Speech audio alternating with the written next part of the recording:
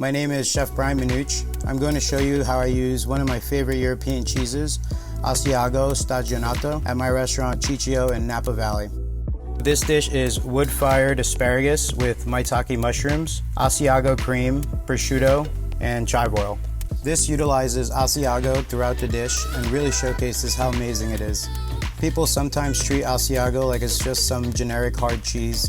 It's good that people are familiar with it, but it's also really important to know that it's got its own unique qualities and distinctive flavors. Asiago is a PDO. In this case, the origin, it's literally the Asiago Plateau near the Alps of northern Italy. That's where it's made with amore. Aged from 4 to 10 months, given its smooth, regular rind and granular texture. As a chef, having good quality products is very important to me. Seeing the PDO stamp on the cheeses really guarantees the quality of the product.